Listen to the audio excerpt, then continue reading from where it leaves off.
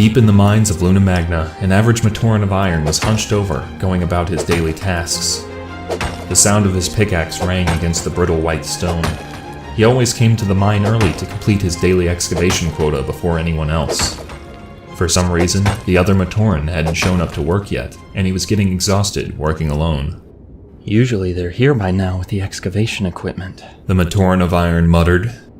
Even Matoro hasn't shown up yet. The Matoran continued to strike his tool against the cracked stone. Finally, with a loud crash, a small chunk of the wall fell, and a pristine vein of dark blue crystal was exposed. The Matoran sighed with relief. Once the extractors get here, I'll be done for the day, he said to himself. Suddenly, a voice echoed down through the mine shaft. Knoxus! Matoro? Knoxus shouted back. He rested his pick against the wall, rushed out the door of the mine shaft, and started up the stairs. Indeed, the voice came from his companion, who met him on his way up. There you are. I've been looking everywhere. Did you forget? Today's the 100th anniversary of the Kingdom of Luna Magna, so we've all been given the day off. Matoro said excitedly. Knoxus frowned. So that's why no one showed up to work today. I just completed my quota, too. Matoro laughed. Hard at work as usual, Knoxus, even when you don't need to be. Come on, the king is bringing out the ceremonial artifact soon. We have to hurry, or else we'll miss it. They both began the journey up the massive staircase which spiraled down along the edge of the great mine. It was a trip they'd made thousands of times before. They'd had many conversations leading up these stairs. Why does the king bring out that artifact every year anyway? Wasn't it where we got the crest for the kingdom from? Knoxus asked. The Luna Dial is the symbol of peace for the kingdom. Remember the mining war? It ended when the Luna Dial was created. Matoro replied. And when King Gringat became the first Toa. Knoxus barely remembered the mining war. The problem with living so long, he thought, was that memories fade so quickly. Didn't the war end after that? After the early kingdom slaughtered any non-compliant Matoran? Knoxus asked with a noticeable sharpness in his words. Matoro recoiled at the question. We try not to talk about those guys, he responded. The two Matorans stopped a quarter turn up the massive spiral staircase. There, an elevator waited to whisk them up the remainder of the way to the surface. They remained silent on the way up the elevator, mostly because the elevator was far too loud to have a decent conversation on. Matoro seemed to have other things on his mind anyway, and Knoxus just wanted to lie down. The elevator came to a screeching halt at the surface. All around them, groups of Matoran hustled toward the glowing white horizon where Knoxus could make out the spires of the great palace of Luna Magna. Did we have to build it that far away? Knoxus groaned. Come on, we're gonna be late, said Matoro.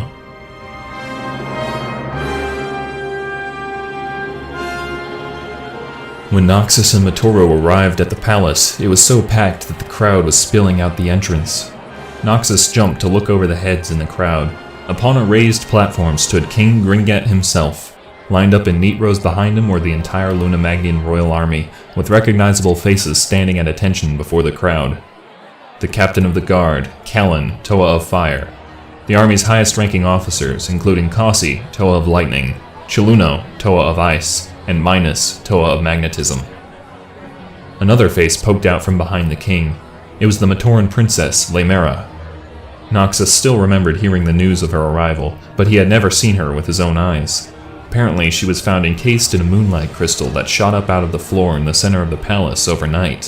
When she was discovered, Gringat declared her to be the heir to the throne, as she was essentially born from the planet itself. She was carrying the metal box that held the Luna Dial. The outside of the box was worn and scratched from so many showings over the years. I guess we made it just in time, Matoro said. Look, they're just about to take it out of the box. King Gringat stepped forward on the platform. He raised his hands and began speaking. My fellow Luna Magnians, today we celebrate our kingdom's 100th anniversary. As is tradition, I present our kingdom's most holy artifact. Gringat turned to Leymera and lifted the lid from the box. Reaching inside, he slowly pulled out a silver chain and the pale white artifact attached to it. My friends, the Luna Dial! The crowd roared as King Gringat lifted the Luna Dial above his head. For the first time, Knoxus could get a decent look at it. It was a beautifully crafted white crystal moon dial. Etched on its face was a crescent moon motif matching the crest of the kingdom. The artifact's gnomon spanned the diameter of the design's dark inner circle. To honor such a special occasion, for the first time ever, I will demonstrate some of the artifact's power, Gringat announced. He continued holding the Lunadial high as the white portion of its face began to glow brightly. The whole palace grew quiet as the Matoran felt the energy in the air, as if the Lunadial was wirelessly drawing energy from the planet itself. Suddenly, a Matoran of stone in the front row moved instantaneously up to the platform without a sound. It took Knoxus and Matoro a few seconds to realize what had just happened. By the time they did, the whole crowd was applauding and cheering. King Gringat spoke up over the noise. Many years ago, I discovered the power within the Lunadial. By extracting moonlight energy from deep within our planet, our kingdom's legendary artifact is able to manipulate time itself. The crowd was roused once more, but Knoxus and Matoro remained silently amazed. As the noise continued, the air began to feel strange. Knoxus and Matoro could feel the floor vibrating even as the noise from the crowd died down. The other Matoran began to murmur and look around nervously. Even Gringat himself appeared to feel it. Outside the palace, the strange energy in the air pulled Knoxus and Matoro's gaze up into the deep black sky. Suddenly, a thin seam of light shot across the sky like a bolt of lightning, emitting an ear-splitting screech. Knoxus and Matoro winced as the ground began shaking violently. Slowly, the edges of the seam crawled out along the sky, expanding to reveal a blue-green glowing rift. The crowd within the palace began screaming and running in every direction. Knoxus and Matoro looked at each other. What is that? Knoxus shouted. I don't know, but I think the others have a pretty good idea of how to react. Let's get out of here. The mines should make a decent enough hiding spot from whatever that thing might unleash. Matoro responded. Knoxus nodded and the two ran in the direction of the mines. Meanwhile, King Gringat was desperately trying to maintain his footing amidst the rumbling of the palace. Soldiers! Find out what's going on and put a stop to this panic! Gringat shouted to his troops. The army dispersed, leaving only Captain Callan and Leymera at his side. Gringat turned to Leymera and set the Lunadial down on top of the metal box.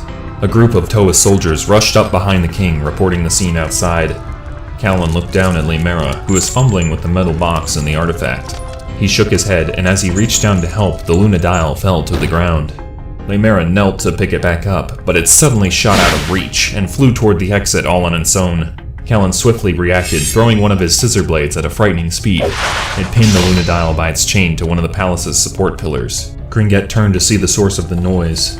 The Lunadial was floating in the air, pulling the length of its chain tight in the direction of the palace's exit. Leymera looked up at Callan and smiled with gratitude.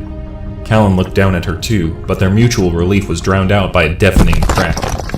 They all looked over to the pillar, which had cracked clean through where Callan's blade had pierced it. Matoran could suddenly be heard screaming from outside the palace. A bright blue-green light poured from the entrance, and the planet's tremors grew even more violent. Leymera, Callan, and Gringat rushed toward the pillar holding the Lunadial, but by then it was too late. Callan's blade clattered to the floor as the Lunadial flew outside. Callan activated his Mask of Speed, attempting to catch it, but it had flown too high. He watched it disappear into the sky, which was now fully engulfed by the glowing rift. Gringat and Leymera exited the palace behind him, the king visibly fuming. What in the world is going on here? This energy! My kingdom! My planet! It's... Gringat's words were cut off by a sudden loud crash. The three of them turned to see the source of the noise. Through a cloud of dust inside the palace, they could make out the shape of the fractured support pillar, now collapsed. All around it, cracks were beginning to form in the walls and ceiling. The whole palace was going to come down, but a few Matoran and Toa soldiers were still inside. Gringat yelled, Get out of there! As the palace came crashing down with the mighty boom. He, Leymera, and Callan watched helplessly as those remaining in the palace were crushed. They turned and ran, coughing as dust poured into the surrounding area. Within a few moments, the great palace of Luna Magna was no more. Gringat slowly turned his gaze toward Callan as the last of the dust settled. I saw your sword. This is your fault. Gringat whispered viciously, pointing at the ruins.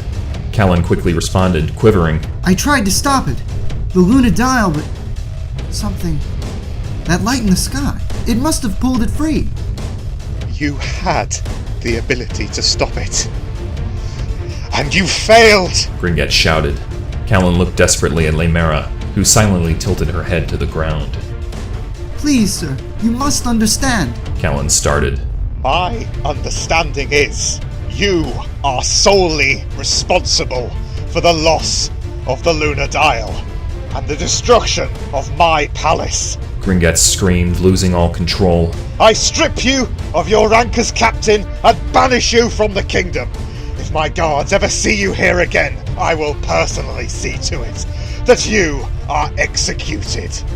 Guards! Callan had never seen such a look of madness in Gringet's eyes. He backed away as two nearby Toa guards rushed to apprehend him, but not before staring into Leymera's eyes and shaking his head.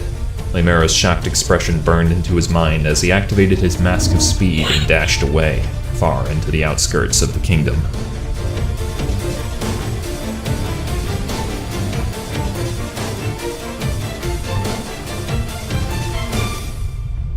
Knoxus and Matoro were halfway to the Great Mine when they witnessed the palace fall.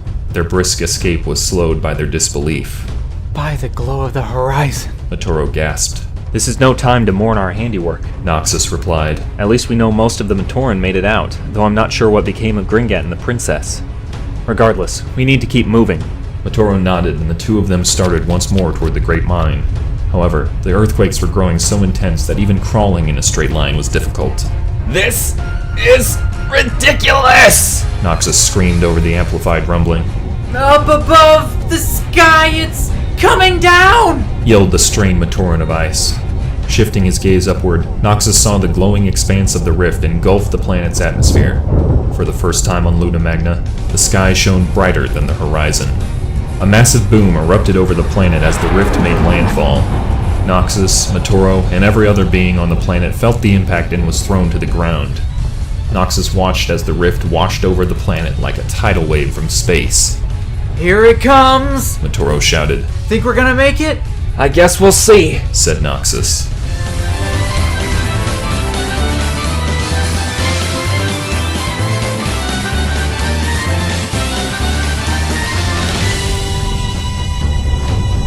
Gringet stood amidst the rumbling, facing the glowing wall that rapidly approached his position.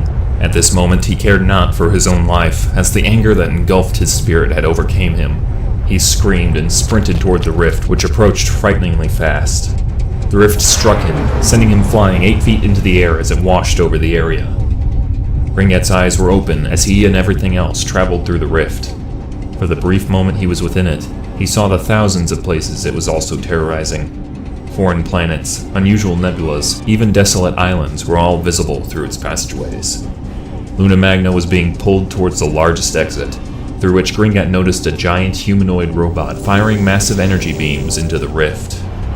Gringet plummeted to the ground after the rift finally passed over the area. He stood up and looked around. The remainder of the planet was still passing through the rift, and he still felt the aftershock under his feet. Matoran and Toa soldiers lay scattered about on the ground. Gringet noticed the two closest Toa were Kasi and Minus, the first and third officers, respectively. You two, on your feet. Gringet ordered the two Toa. They scrambled to attention, their legs still shaking from the rumbling.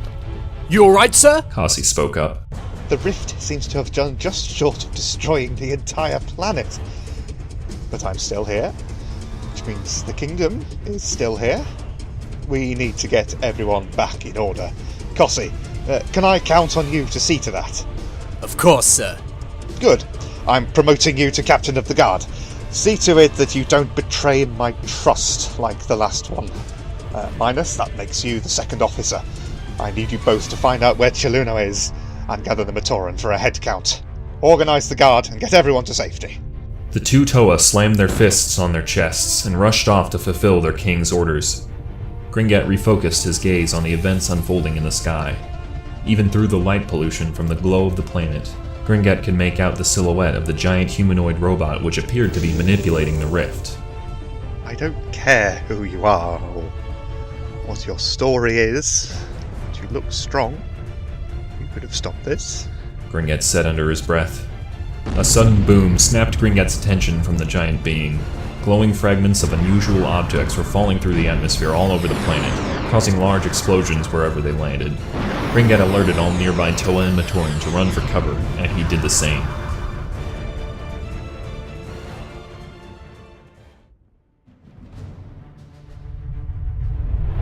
Knoxus and Motoro were knocked back from the force of the rift as it passed over them.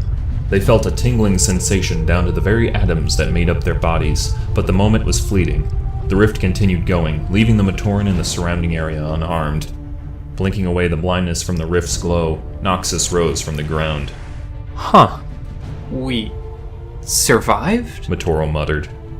Don't sound so disappointed. Knoxus quipped. I'll be scrapped if some flash of light kills either of us. The two Matoran remained still, unsure of what to do next. They noticed a commotion in the sky. Flashes of light were going off in the darkness of space, like a massive battle was being waged overhead, and in the middle of it all was the silhouette of a colossal being. Fragments of shrapnel and other strange objects from the chaos in space were falling through the atmosphere above Knoxus and Motoro, exploding on contact with the surface. Panicked, the two Matoran resumed their desperate sprint toward the Great Mine. Knoxus and Motoro could still see the rift engulfing the planet from a distance as they ran toward the Great Mine. The rift was slowing down, as if the last tenth of Luna Magna was clinging to the dimension it rightfully belonged in. They reached the elevator to the Great Mine just as a massive pulse of energy blasted forth from the rift, knocking the Matoran off their feet. Motoro stumbled over the edge of the elevator, but Knoxus managed to grab his arm before he plummeted to his doom. I got you! Knoxus strained, pulling Motoro back up onto the elevator. Exhausted, the two Matoran rolled onto their backs as the elevator descended into the planet. The sound of explosions on the surface resonated throughout the mine, increasing in intensity until finally climaxing in an epic boom. The rift's hazy glow faded from the sky, growing dim once more. Besides a few crashes here and there, the air grew quiet. With all the noise, Knoxus and Motoro hadn't realized the elevator had reached its destination. Just when we finally get safe, things settle down, Knoxus said between sharp breaths. I don't think we can be certain this disaster is over. Motoro said. The battle overhead may end up being a bigger issue. I think we should wait a bit longer. I guess there's no harm in that. Knoxus admitted. I'm going to grab our pickaxes then, just in case the big guy up there wants to take a closer look. Motoro nodded, and they proceeded deeper into the mine.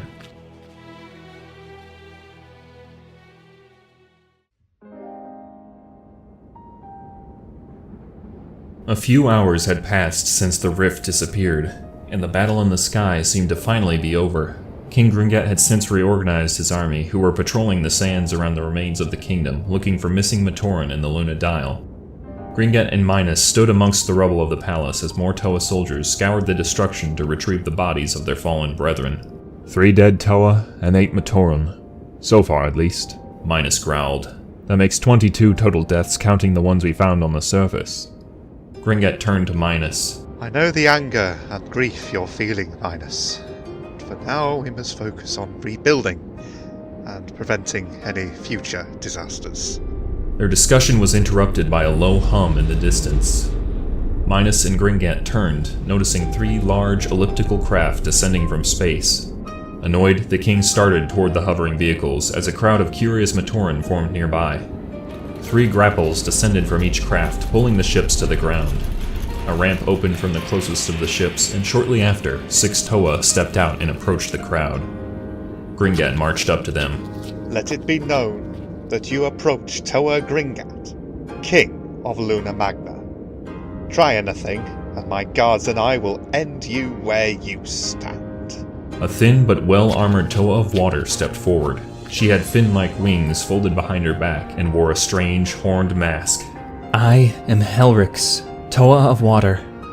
In my universe, I am the first Toa to have ever been created. The others with me are my team, and we come in peace.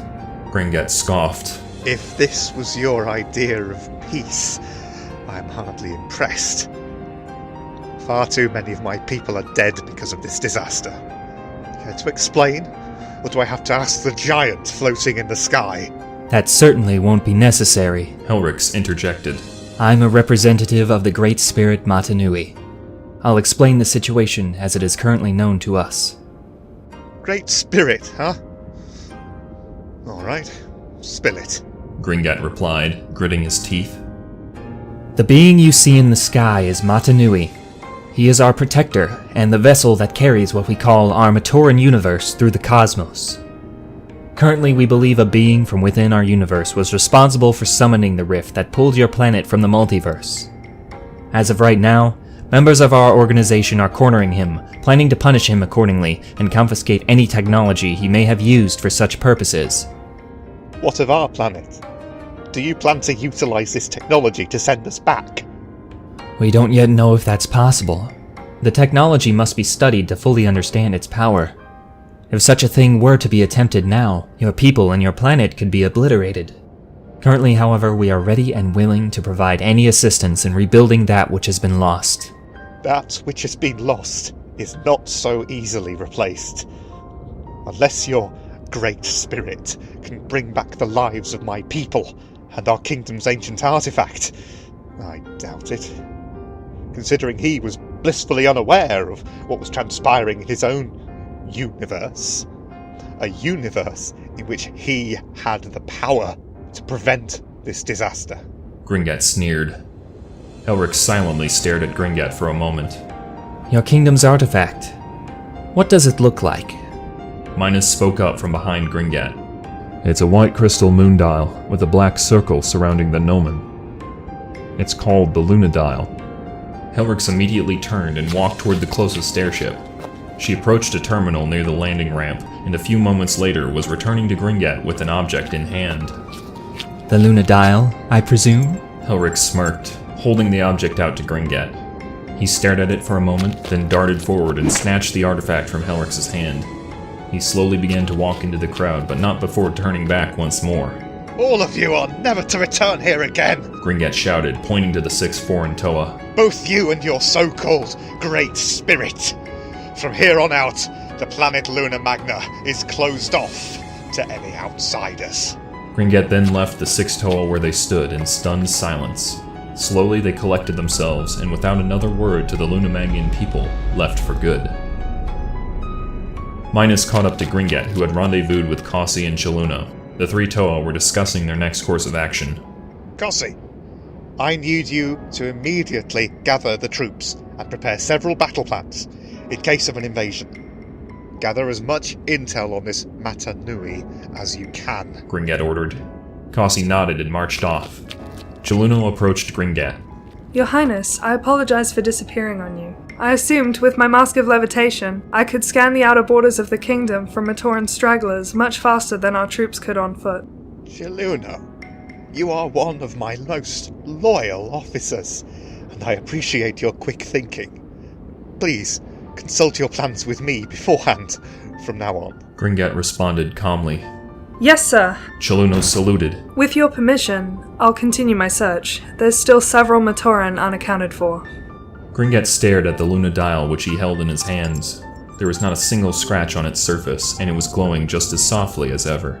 Our kingdom's artifact remained here for a century. Then in one fell swoop it was gone. Seemingly forever. I'd never want that to happen again. With the power it contains, it would only ever be safe in Lunamagnian hands, said Gringat softly. Chaluna stared curiously at the king, her question remaining unanswered. Sir? I cannot let it happen again. Gringat spoke up. Chaluna, I have a special request for you. I want you to be a guardian over the Lunadial. You are our army's most skilled fighter, and with additional training, I believe you could very well be unbeatable in combat. What do you say? Chaluna gasped. You want me to be the guardian of the Lunadial? Sir, this is such an honor. You won't regret your decision. I will begin coordinating plans to build a place to hide the Lunadial. Your job will be to protect it. With complete training, only those truly worthy of carrying the Lunadial should ever be able to beat you. Chaluna nodded. Understood, sir. Now you may continue to assist in the search efforts, Gringat said, dismissing Chaluna, who flew off excitedly. Finally, Gringat turned to Minas. That makes you the first officer, Minas. Gringat smiled. Minas knelt in front of Gringat, gratefully saluting his king with his fist on his chest. Thank you, sir. It would be an honor.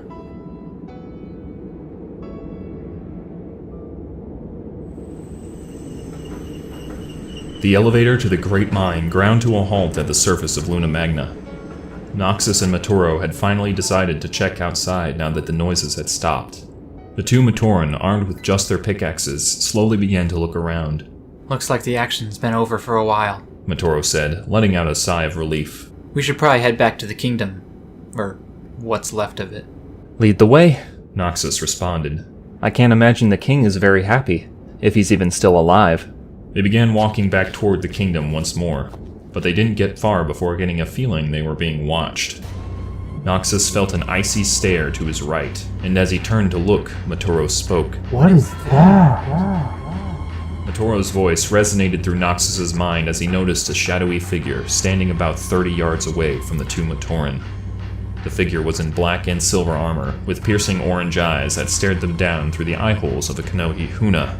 Where the figure's hands should have been, two crooked, curved blades protruded from its arms instead.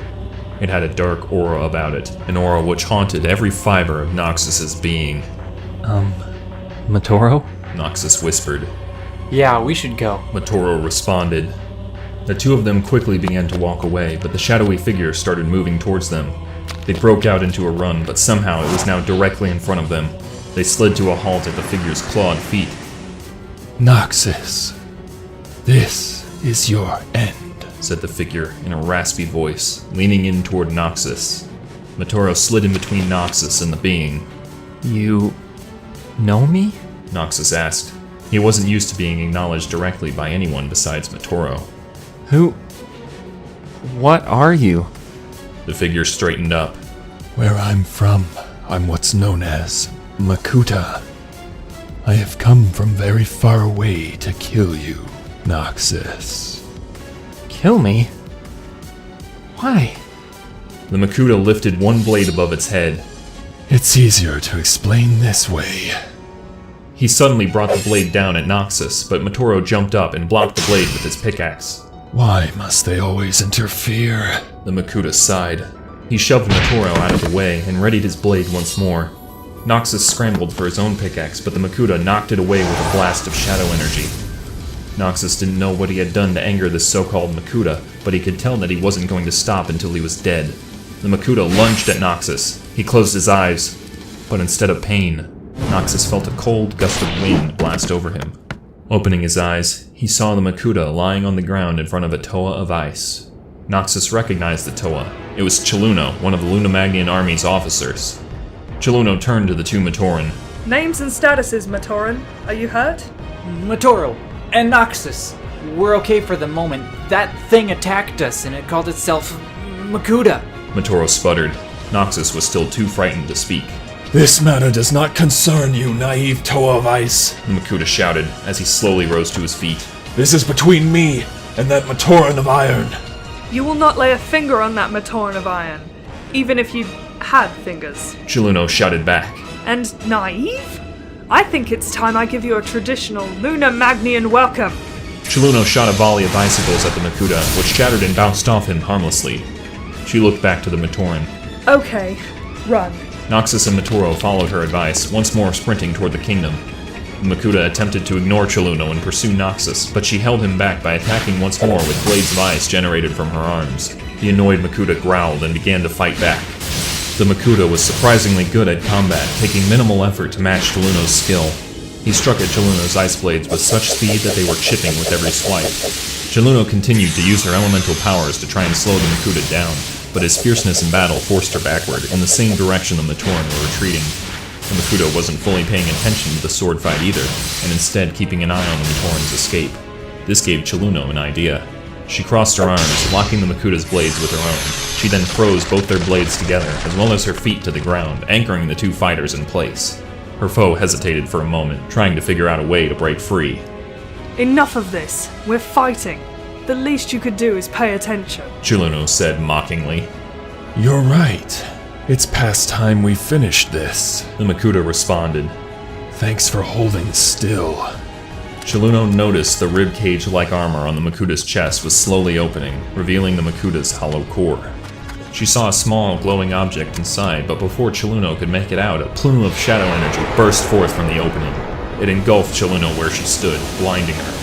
The shadow energy washing over her was weakening her elemental powers. She had no choice but to shatter the ice that held the two of them in place, causing her to be thrown backwards. Makuta approached again, pointing one blade at Choluno's throat. Through blurred vision, she looked up at him, but he did not return her gaze. Instead, he stared at the two Matoran in the distance. Under his breath, Choluno heard him mutter, No. Then he suddenly leaped into the air, rocketing toward the two Matoran in a trail of smoke. Choluno flipped around to see what was happening. To her surprise, the colossal being in the sky was reaching his arm down to Knoxus and Matoro. A beam of energy shot down from the giant's hand, lifting Knoxus and Matoro away from the planet. The Makuta was rushing toward them, but by then, he was already too late. The Matoran had disappeared into the sky. With a blood-curdling scream, the Makuta fell to his knees in the sand where his target stood a few moments ago. Choluno slowly rose to her feet, blinking away the last of the blindness from the Makuta's attack. She readied herself to fight once again, but as she did, the Makuta disappeared. She waited there, expecting a surprise attack, but it never came.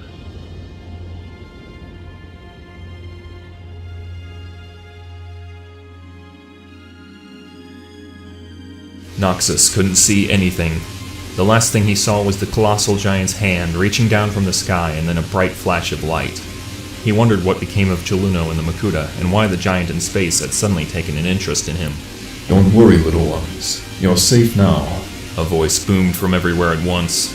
Knoxus assumed that this was the voice of the giant, and the other little one was Matoro. Suddenly, the bright light went out, and Knoxus's eyes adjusted. He was in space, miles above the atmosphere of Luna Magna, levitating in the palm of the giant being's hand. Noxus could see Matoro about 300 feet away, too far away to speak to him. Now much more visible, the giant being appeared to be made of an ancient metal, and it had a solemn expression on its face. A small hatch on the giant's hand opened below Noxus, and a mechanical arm reached out. Panicking, Noxus tried to push off against the mechanical arm, but it maneuvered around his flailing limbs and latched onto his torso. Matoro was in the same situation on the other side of the giant's palm. Noxus watched helplessly as his friend was also caught. The mechanical arms then began retracting into the giant's palm.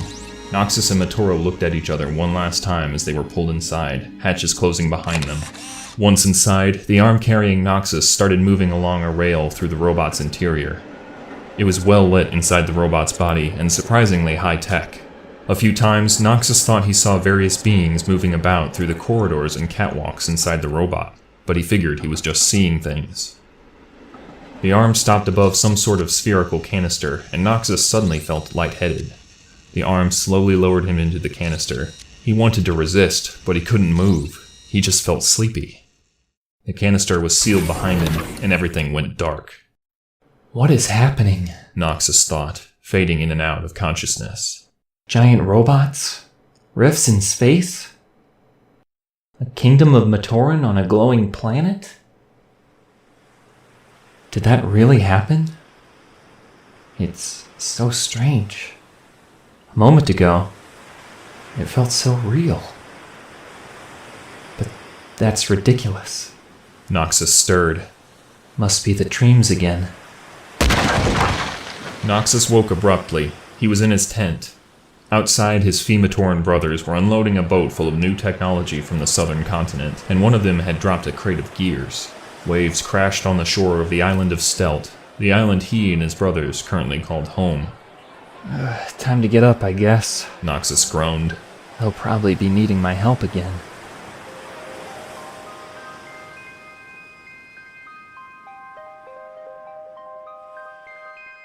Gringat overheard a commotion outside.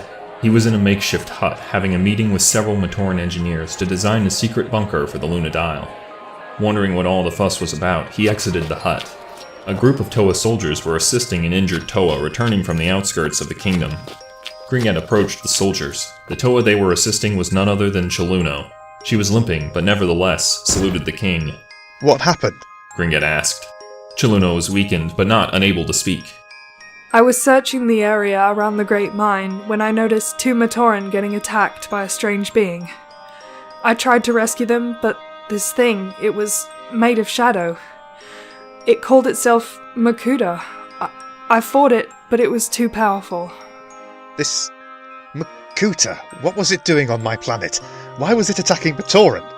Just one of them, actually. The one called Knoxus. I don't know why it attacked, but he and the other one, Matoro, got away. Where are they then? That's the thing, the giant in the sky. It reached down and grabbed them, and then it flew away. The Makuta disappeared shortly after. Gringat stood there in silence. The number of atrocities Matanui unleashed upon the Lunamagnians was already too high to count. Now he had to add kidnapping to that list. Knoxus and Matoro. Who were they? Gringat asked the gathered Toa.